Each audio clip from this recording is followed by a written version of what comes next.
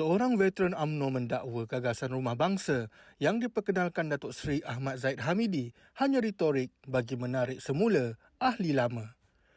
Datuk Zahrin Muhammad Yassin berkata, permohonannya untuk kembali semula kepada UMNO masih belum diproses dan diminta untuk membuat rayuan kepada parti.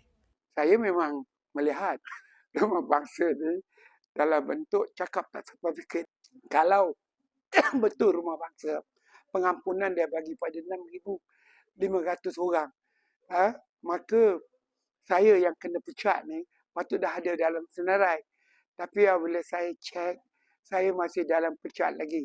Dan saya tanya Ibu Pejabat UMNO, mereka minta surat.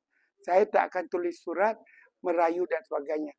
Tapi saya hanya berkata, saya kekal menyokong UMNO. Jadi pada saya, rumah bangsa ini retorik. Satu penipuan istilah yang tidak memberi erti kepada orang-orang Melayu ataupun orang UMNO yang tergantung keahliannya, yang dipecat, yang dah pun diputihkan daripada senarai.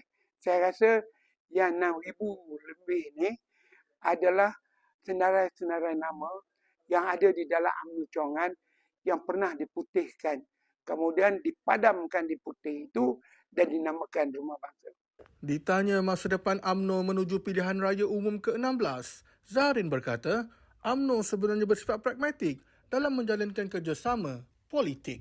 Kerajaan Melayu Islam ni akan dibentuk selepas pilihan raya ini, sama ada di Johor atau Negeri Sembilan. Jadi PAC atau gabungan dengan parti lain, saya rasa tak ada juga kemungkinan. Tidak ada. Sebab UMNO ni sebenarnya pragmatik. Ini telah dibangkitkan oleh almarhum Tun Razak. Jadi kalau UMNO ni baca sejarah cerdik, dia boleh menjawab. Kalau UMNO bekerjasama dengan DAP, ia bukan perkara baru. UMNO sendiri pernah bergabung dengan PPP, dengan gerakan yang menumbangkan kerajaan dia di Pulau Pinang, tapi kemudian menubuhkan Barisan Nasional. Tetapi di zaman Zahid, UMNO hanya bergabung dengan kerajaan PH, tapi bukan parti dalam PH. Jadi dua benda yang berbeza ini kena dipahamkan.